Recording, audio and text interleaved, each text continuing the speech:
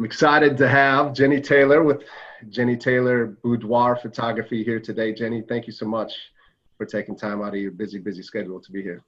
Yeah, thank you for having me. I appreciate it.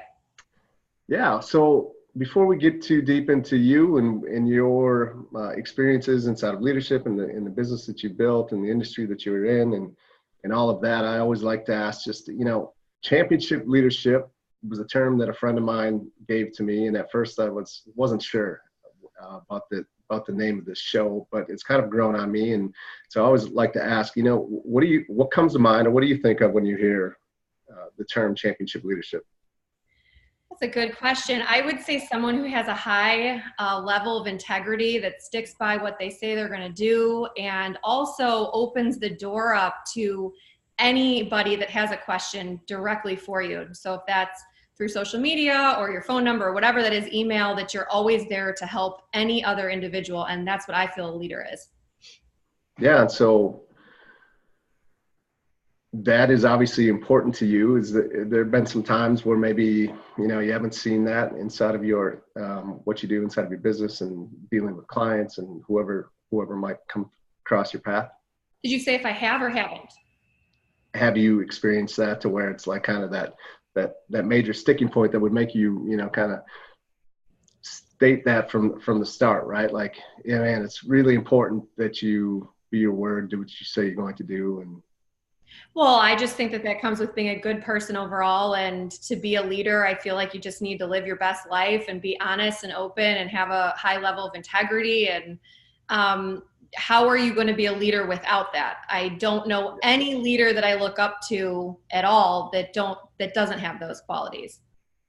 Yeah, and if they don't, it always comes out, right? Like it never lasts. And there are, unfortunately, especially, I don't watch a lot of news, but in the politics, it seems that's a common place for, leaders, or in this leadership position, at least. They may not be great leaders, but they're in a leadership position that aren't living that. And it's kind of this facade that all comes crumbling down at some point in time. So yeah, I 100% agree. Yeah, you could think of champion leadership in many different angles and degrees, and politics is a little bit different, more in this thought leader space, I guess I was talking about, or leading a team of people, which I guess our politicians are doing also. But yeah, I guess I have two different things to say about that. But yeah. Yeah. What's tell me, so boudoir photography. Mm-hmm. How did that happen? What's the story there? And yeah, photography in general, like how did you get where you are today, really? Yeah, I when I was 8 years old, my grandma bought me a pink Kodak camera. And I remember taking it out of the packaging, and I went in my mom's bathroom and did my little sister's hair, who was 5 at the time, or 3, I'm sorry. And I did her hair and makeup, and it took 2 hours, and I brought her outside and put in this little outfit, and I set her out on the grass, and she was laying on her side like a boudoir pose. And I took the picture, and I walked the film up at that point back then to Walgreens, and I got it, and it was a perfectly composed photograph, and it's still in a frame at my mom's house. Really? And I remember opening the package from Walgreens and just seeing these photos and how much fun her and I had, and how I captured this experience. And I was so young, I didn't really know what that meant, but now I know what that means. And I just remember wow, I captured this fun moment in time. And so I wanted to capture every fun moment in time. My parents were going through a challenging divorce when I was that age. And so my way I soothed myself was to be a comedian and try to make everybody laugh instead of being sad. And so part of that was, hey, can I take your picture, and do some silly things? And so that stuck with me through all these years as I got older, and I was always the girl with the camera. And I wanted to be a photographer my whole life. That was the only thing I wanted to do besides being a teacher. My mom was a teacher and told me not to be a teacher. At high school, she said that photography is not a real business. And I thought, you're right. I only know of one photographer that I ever went to when I was younger, who's still in business, who I very much adore still. And so she's like, you need to go to college and do something different. So I went for business, and I did great. I got a PhD in partying. Yes. I think I have one of those too. Yeah. Oh my gosh. And so I had a lot of fun. I had the most fun I never want to have again. And I totally failed out of college. And I almost claimed, part of my story is I almost claimed bankruptcy at 21 years old and decided like, I either have an easy way out to just claim bankruptcy or I can work and pay these bill collectors off. And back then I think it was about $30,000 that I had to work off with no job at 21. And got into a lot of other bad things in college. And so I started in sales. That was like my first real job. And I did really, really well. And years went by and I was in sales. And so I was making about $150,000, working about 20 hours a week, selling flooring back in the day.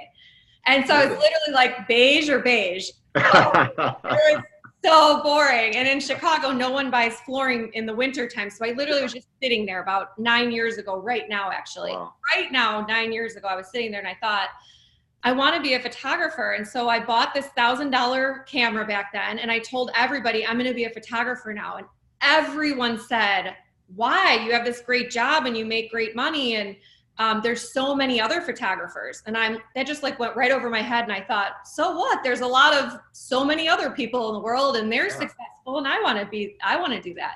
And so I didn't take any classes. And I called up my girlfriend and I said, so I'm going to be a photographer now. And she's like, okay, all my ideas. And she's like, what are you going to shoot? And I'm like, I don't know. And she's like, what about me in some lingerie? And I'm like, oh my God. I'm like, I'm not doing porn. I'm like, this is I come from this like little farm town outside of Chicago. I'm like, oh my grandma is still the librarian and my mom's a first grade teacher.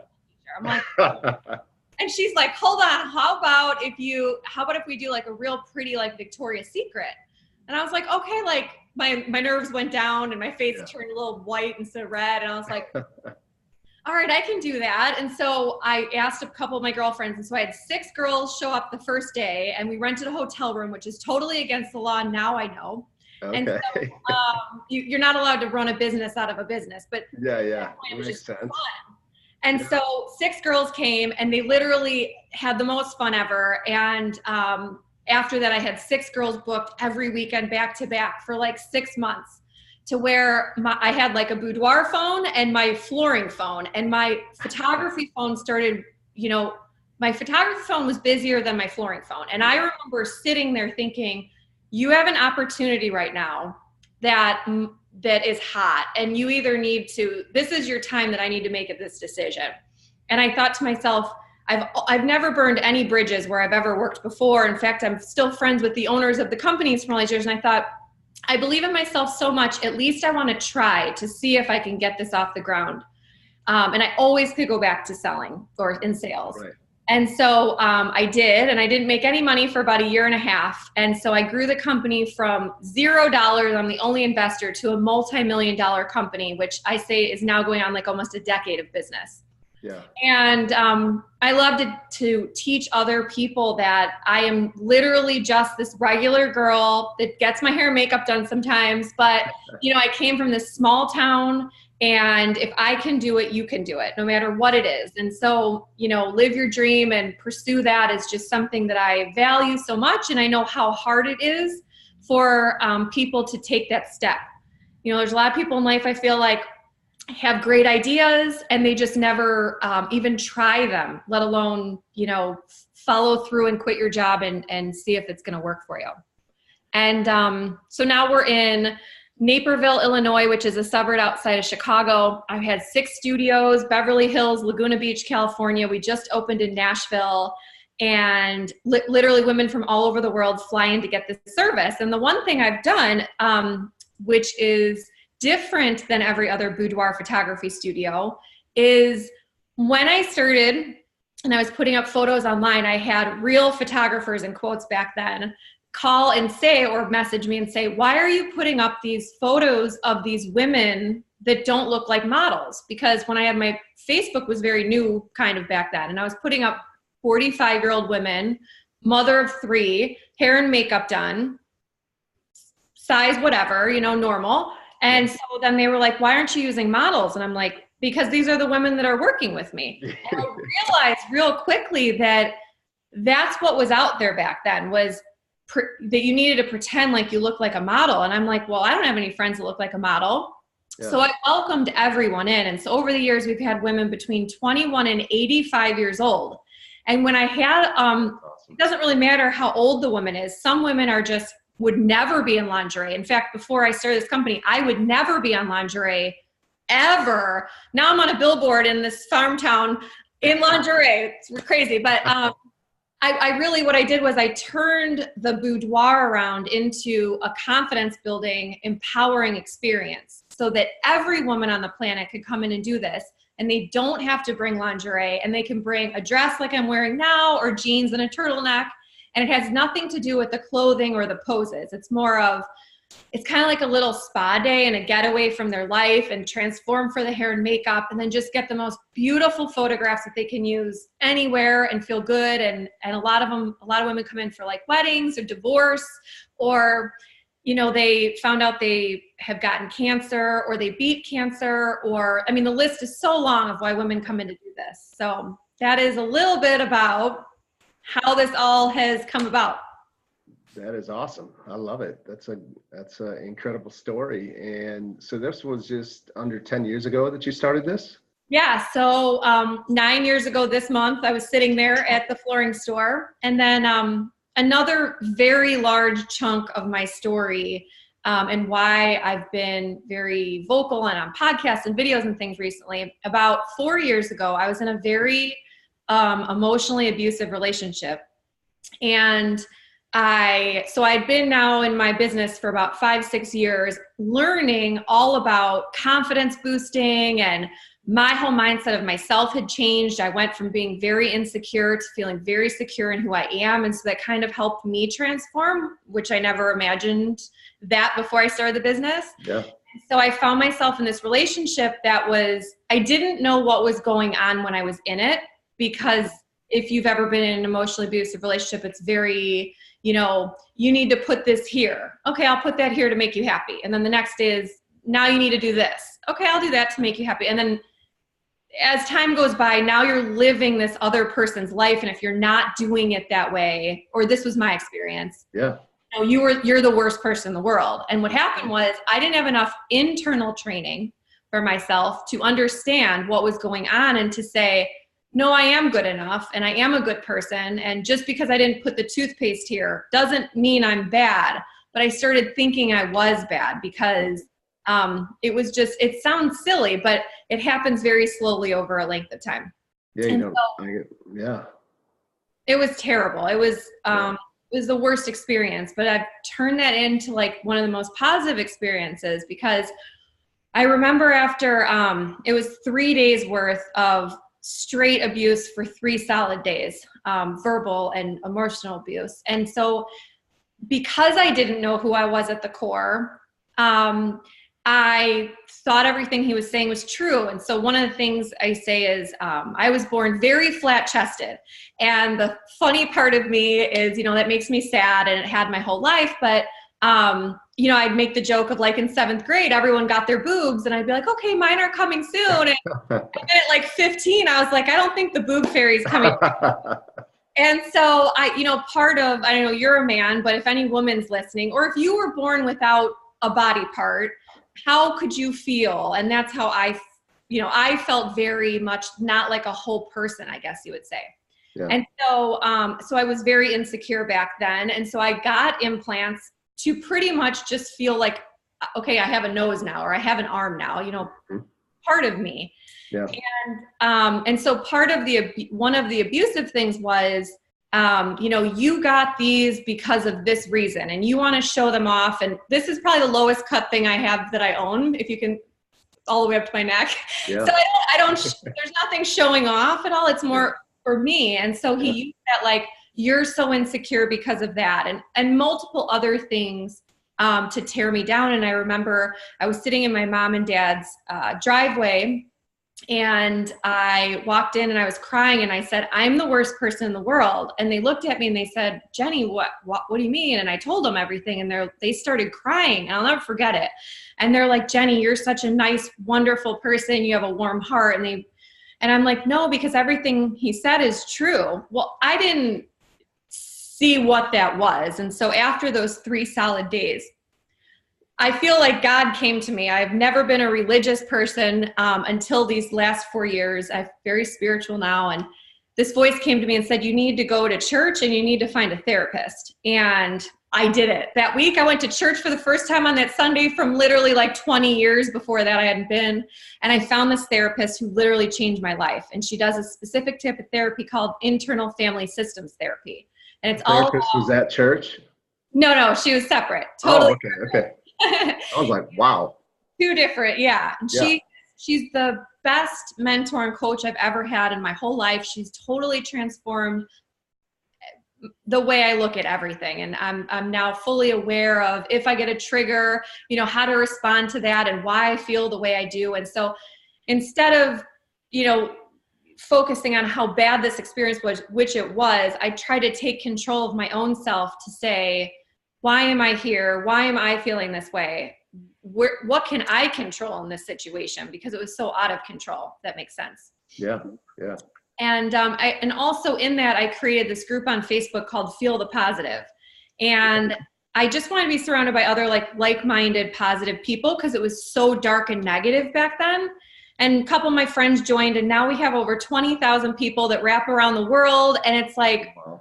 It's so amazing. And we get so much traction on those posts. And it's just basically like how to live your best life.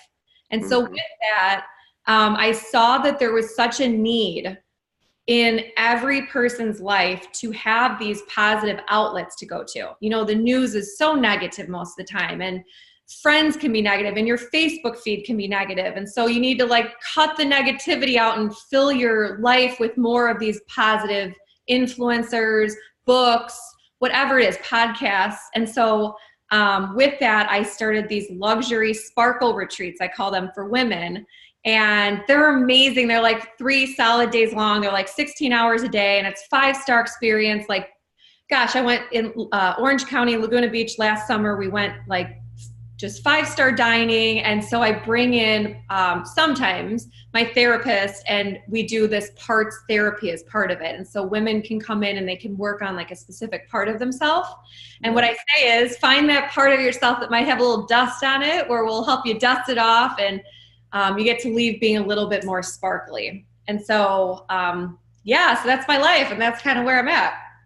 That's incredible. So do you tie in some of is the photography, is that a part of the experience as well? Or no, not at all. Okay. No, totally separate. And the reason why is a lot of women are still, the stigma for the word boudoir is out there. Okay. And so I don't want women who are just trying to feel amazing to have to think that they need to be doing anything with the word boudoir. Once they get to know me and my brands, they're like, I'm totally doing it because it isn't what most people think it is. So they understand that I'm just trying to build confidence in women. Yeah, that makes sense. And so, tell me, how did you go from selling flooring and starting a photography business to locations all over the country? I just had a conversation about this on another podcast this morning. One thing is, and when I say I can do it, you can do it, that attitude. When everyone told me that I couldn't be a photographer, it didn't even register to me. It wasn't I never listened to anybody else. I've kind of always done my own thing my whole life. But back then there were so many people that were against me doing it that I was like, well, I'm definitely doing it now. I don't know why. Right.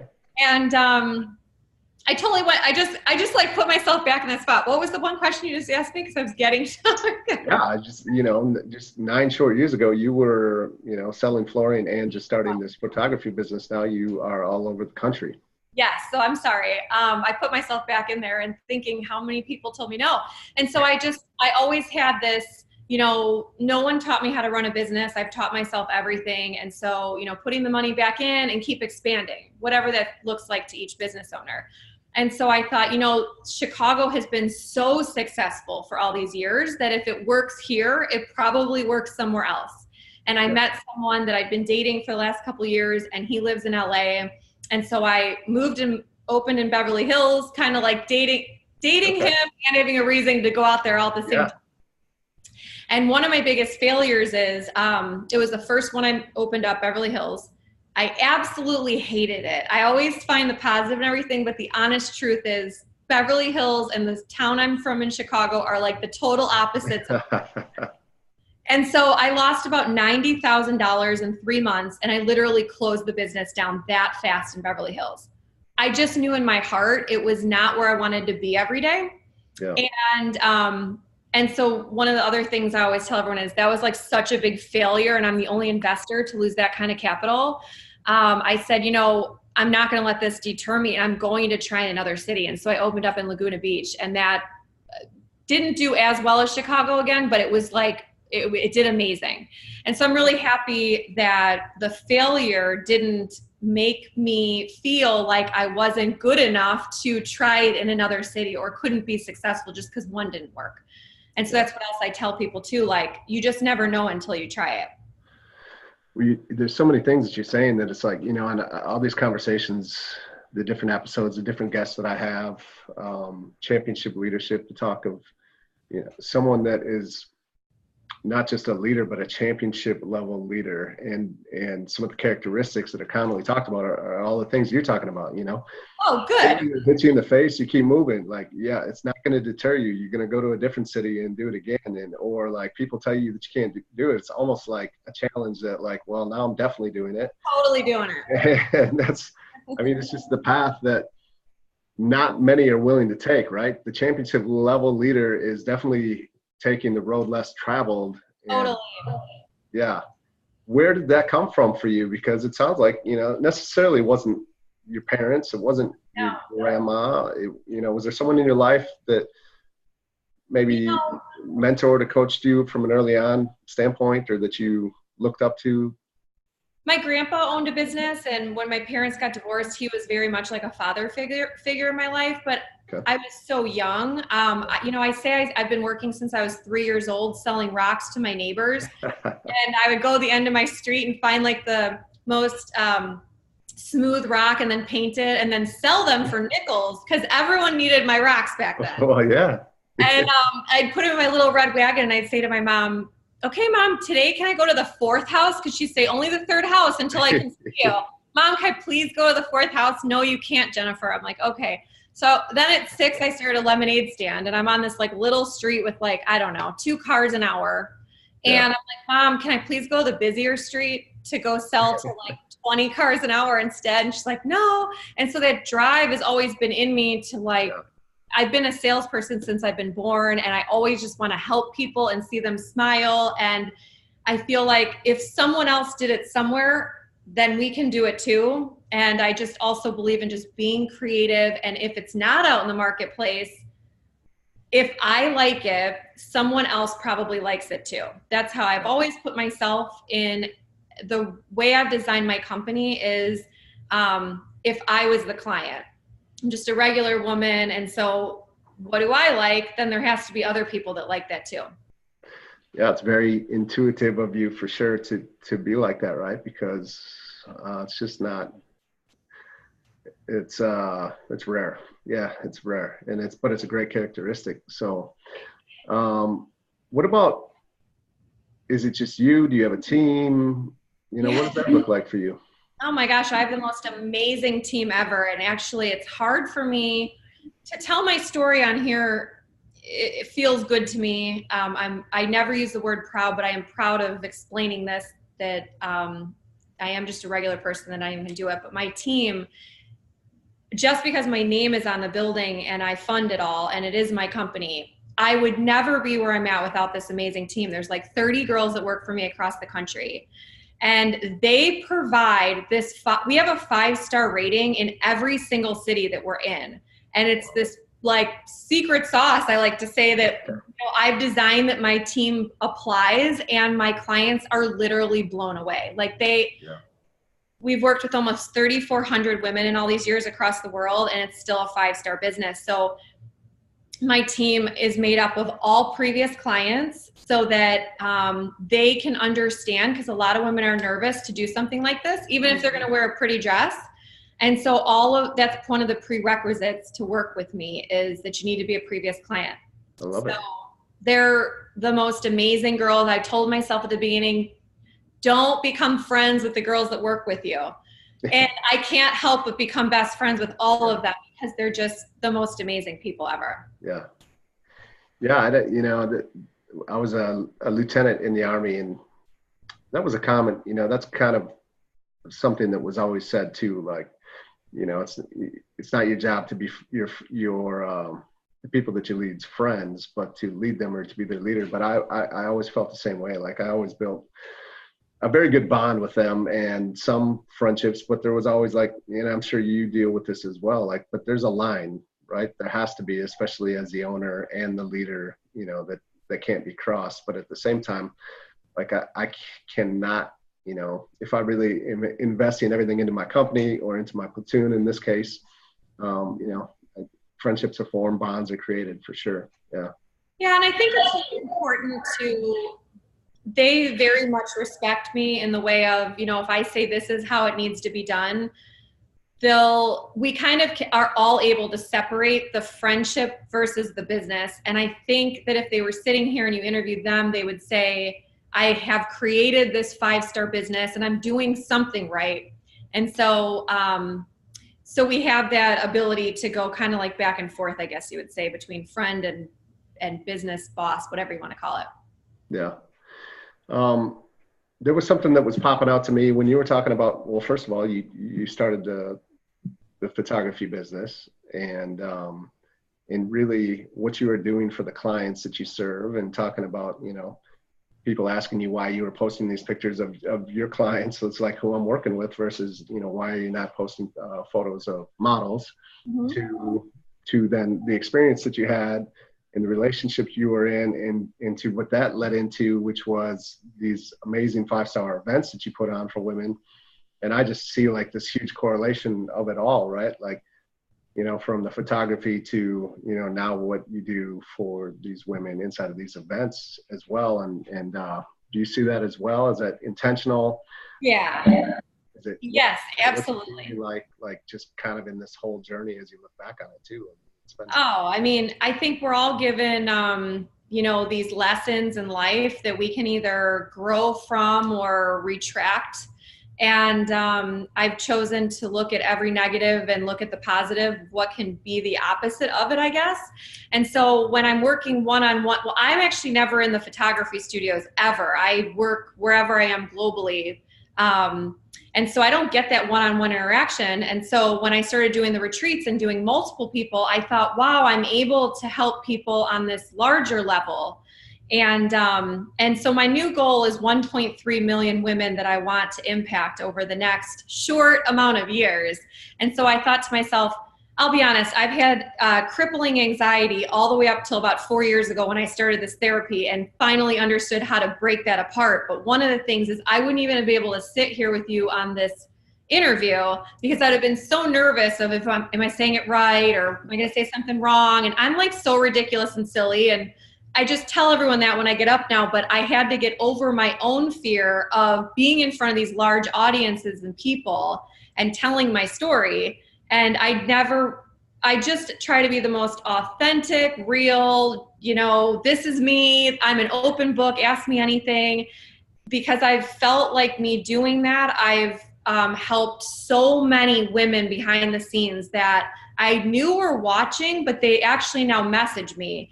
I mean, I should be hiring people just to answer the amount of messages from these women that want to talk to me about, hey, I'm in this abusive relationship, or hey, I want to start this business. And so if that's what I'm here on this planet to do, is just like, be real, and people want to come hang out, listen, and have some fun doing it, then my life's complete. I'm pretty happy.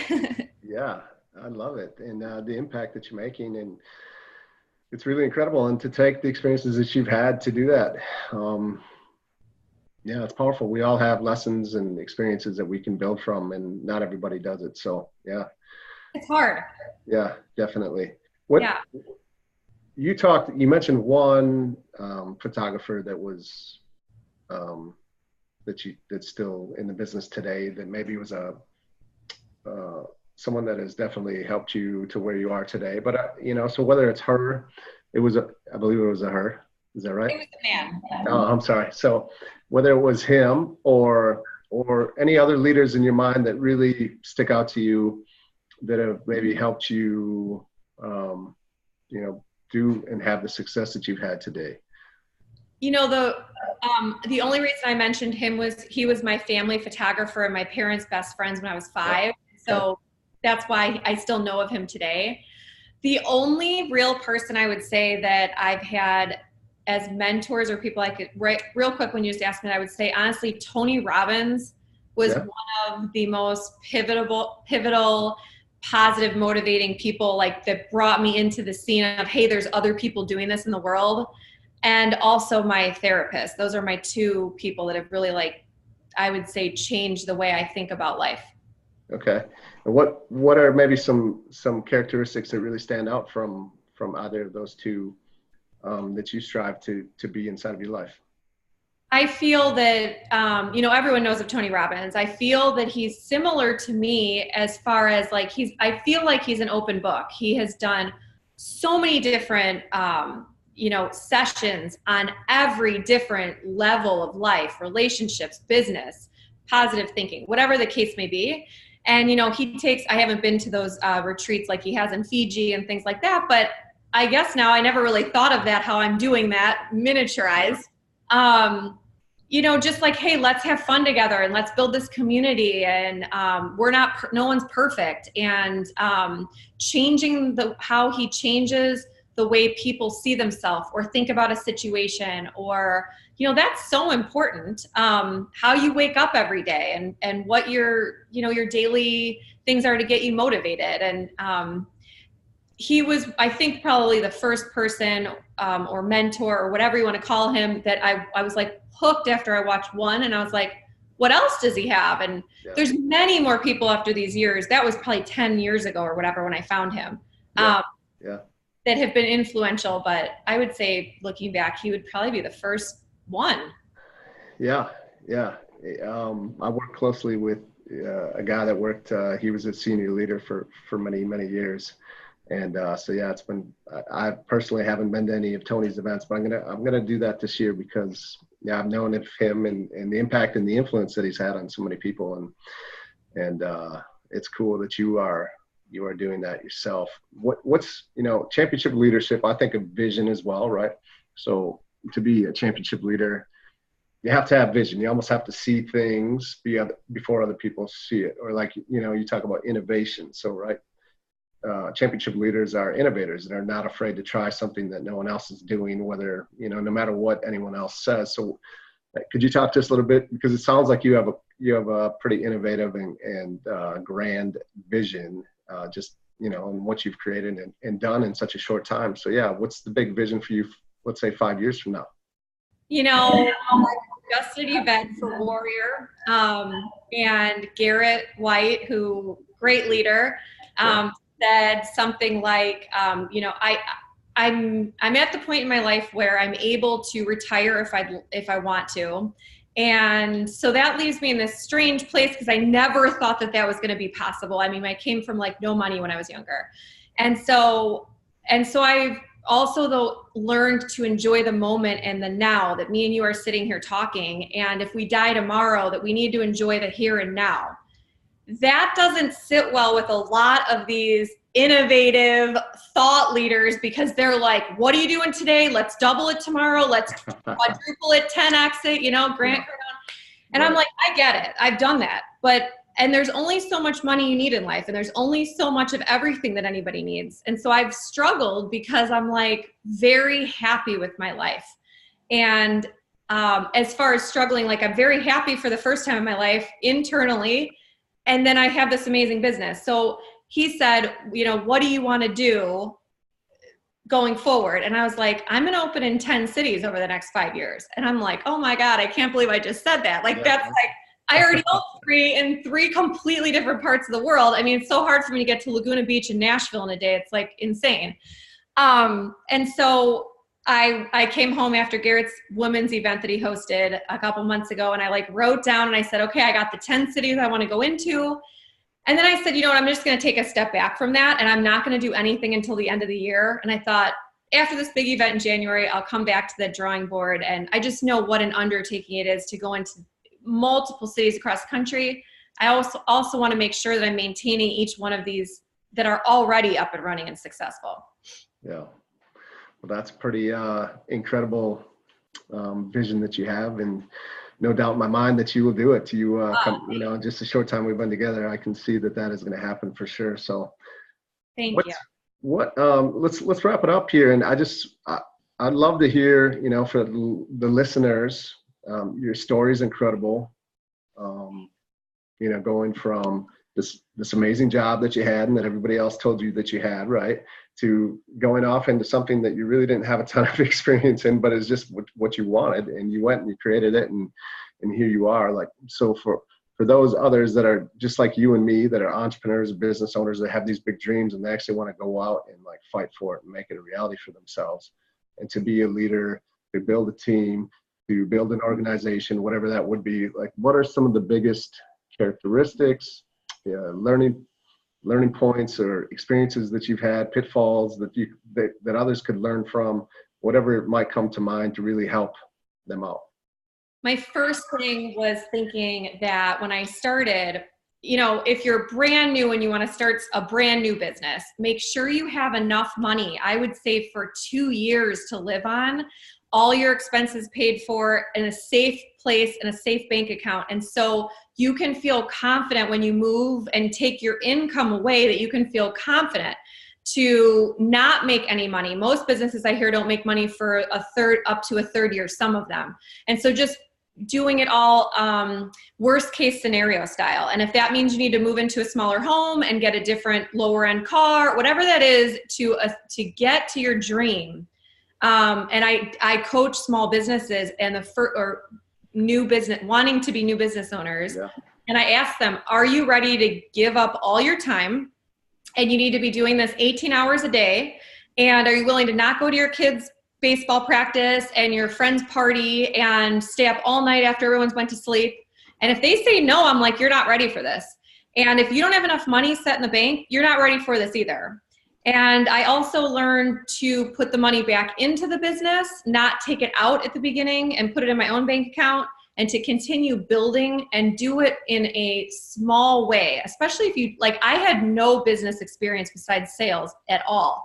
And so I had to learn accounting. I had to learn all the legal, everything to do with it. And that is a lot to learn, as well as learning all of photography as well. And so I always say start small and build on that. That would be my best.